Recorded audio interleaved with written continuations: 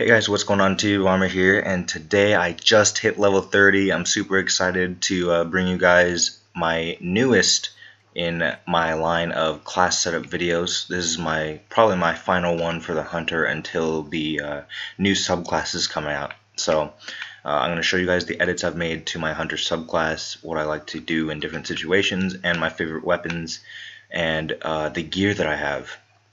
As kind of a little show and tell.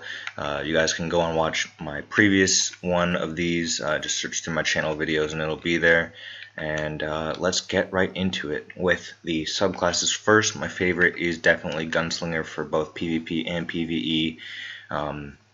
Really, you don't want to be getting into melee range too often in PvE, and PvP I always find Gunslinger to be more helpful just with the grenades and the jumping abilities and everything. So let's hop right into that. I had this one grenade equipped just to try it out, but my favorite grenade is definitely Trip Mine. If you find yourself not very good with Trip Mine, definitely go Incendiary. Two very good grenades. Swarm is kind of useless in comparison to Trip Mine, because you can use this to block off areas of the map in PvP or PvE, but if you get good with Trip Mine, it does the job 1,000 times better. So always going with that. Triple Jump is going to be my recommendation no matter what. Gunfighter's pretty much going to be my recommendation no matter what. Combustion is okay in PvE, but very situational, so I'd recommend you always go with Gunfighter. I always recommend Incendiary Blade in PvP and Knife Juggler in low-level PvE. So, like low-level story missions, like the strike missions, right? Like Vanguard, Strike Playlist, or Patrol. Any of those, go Knife Juggler, but otherwise stick with Incendiary Blade. This is relatively useless because when I'm using Golden Gun, personally, I don't think at all about getting kills with a throwing knife when I'm using Golden Gun. So, I don't know why you would be. I've recently found out that toughness, or armor in this case, does absolutely nothing for your stats in PvP, except for in Iron Banner. In Iron Banner, armor actually matters a lot more, but for classic PvP, max out your recovery as best as possible. I've chosen to go for battle recovery and toughness. You can go for battle recovery and speed. Either one doesn't really matter. I'd say in Iron Banner, go for this.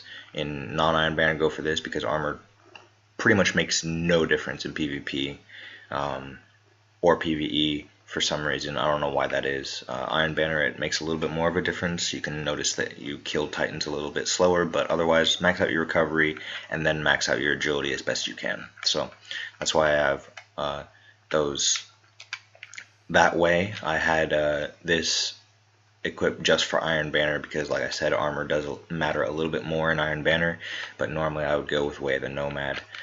And then Over the Horizon increases range of the Golden Gun is actually really, really useful in everything. So go with that if I were you.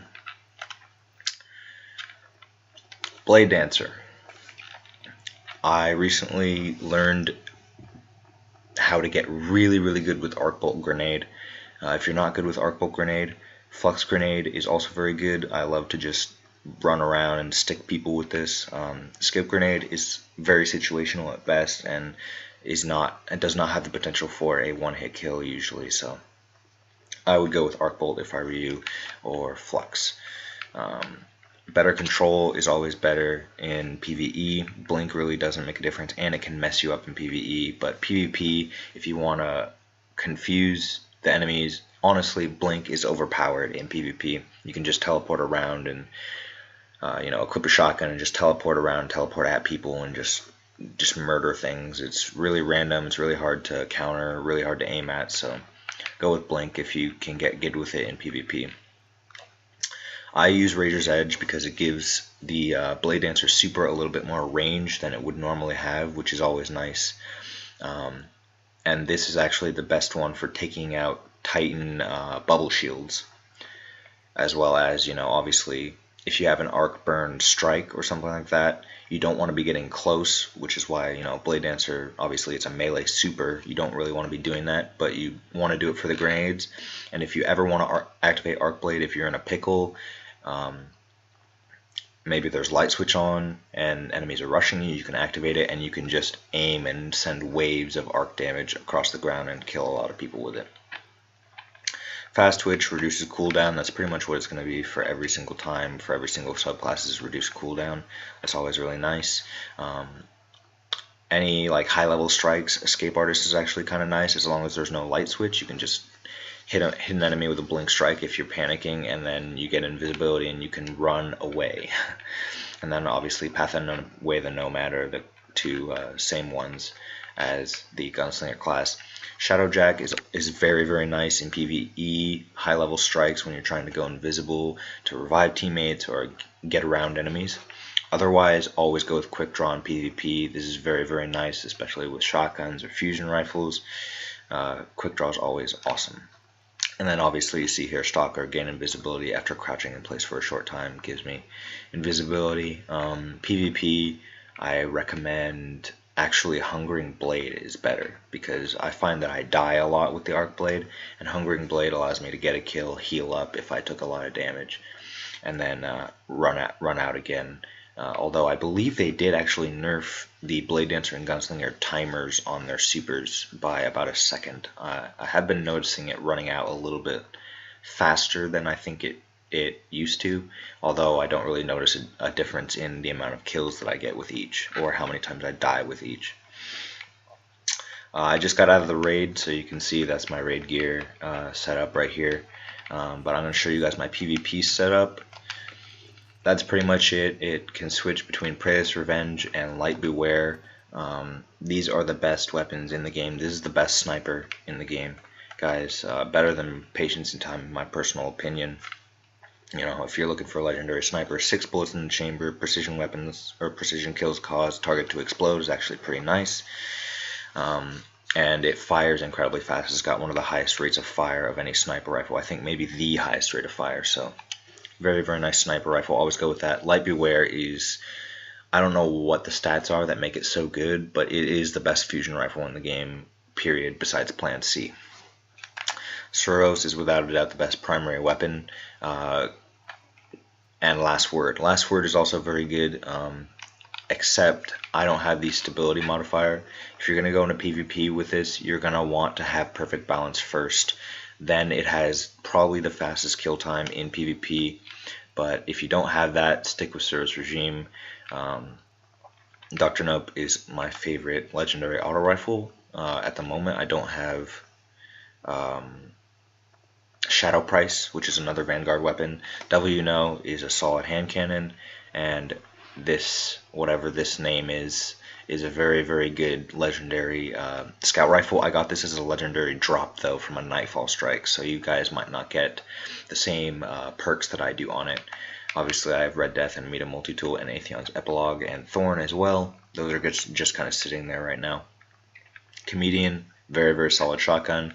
If you're not taking up an exotic slot, always equip Invective if you have it.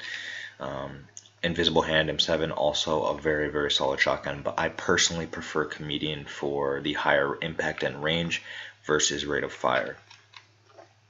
Icebreaker, obviously, also very solid. You want to equip this whenever you're doing high level strikes with Juggler or, you know, obviously Solar Burn, but, you know, that's obviously very nice. And then Swarm is the best light machine gun in the game besides Thunderlord. So equip that if you don't have Thunderlord. It's a very good substitute for Thunderlord, especially during Arc Burn. Corrective Measure is pretty nice during Void Burn, but I prefer this in PvP. And I haven't honestly found myself using the rocket launchers very much. My gear. I got Mask of the Third Man. I'm looking for another exotic helmet because I don't like Blade Dancer too much. I prefer, you know, Knucklehead Radar would be optimal. But it's still a good helmet, and it got me to level 30, so I'm not complaining.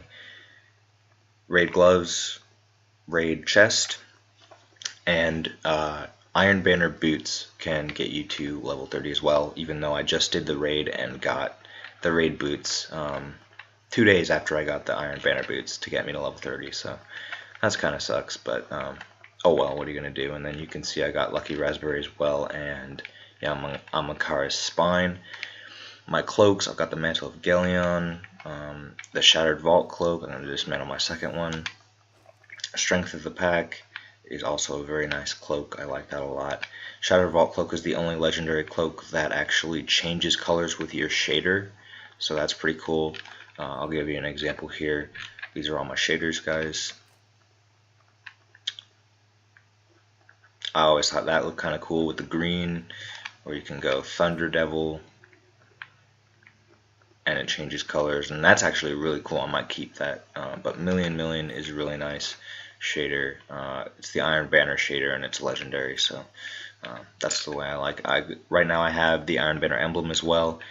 Valkyrie 05X, that's a legendary ship you get for purchasing a limited edition, and this is the ship I was talking about in my last commentary, where I got it in that one night of Iron Banner where I was just kicking ass. It was amazing, and it's a really ugly ship, as you can see in a couple seconds. Look at that thing. It's a giant floating turd brick, and this amazing tumbler, I should have a video out on this soon. If not, I have it out already, you know, doing kind of a review commentary on it, showing off some tricks it can do in the Cosmodrome. And obviously I have Timebreaker as well, Frontier Shell. You don't really care about that, but yeah, that's pretty much it, guys. Let me show you guys my vault. Obviously I've got a ton of exotic gear for my Warlock, Titan, legendary gear for my Titan and Warlock, so I'm pretty much set when I get Warlock, and when I get my Titan to level 20, I've got some nice other legendary weapons that I like to save up here. The Iron Banner hand cannon, which is pretty nice. I actually reforged this twice to get the perks that it has. Return to Sender is actually a broken perk. I plan to do a video on this pretty soon, so we can get it out there, but Return to Sender is a broken perk, just let it be known. It doesn't always work. Venation 3 actually just got this from the Nightfall Strike as well. This is a very, very good arc damage sniper rifle, competitive with Patience and Time. I actually use this more than Patience and Time during arc burn strikes. And I've got another invisible hand. This version is obviously a lot better. Slide further with this weapon equipped. Ridiculous. I hate those sliding people with the shotguns in PvP, and aiming this weapon reduces the spread of its projectiles. Also, the best upgrade a shotgun can have, period. And then I have some other, you know, pretty decent legendary hand cannons, pulse rifles, an OK shotgun, some scout rifles, and some more pulse rifles. Bad Juju's kind of sitting there collecting dust. These are the best uncommon weapons that you can possibly get, and they actually work really well in PvP. That's not Iron Banner, at least. And these are their rare versions. Very good competitive weapons. Shinjin and Silvered Hushwind, easier to aim under fire while you're using this weapon, and they have really good stability, solid impact, and a high rate of fire, which is a good combination in PvP. So yeah, guys, that's about it. I hope you guys enjoyed this little video. I hope you guys are comparing it to your own classes. Hope you guys try out the subclass recommendations that I just gave you. And yeah, see you guys in my next video.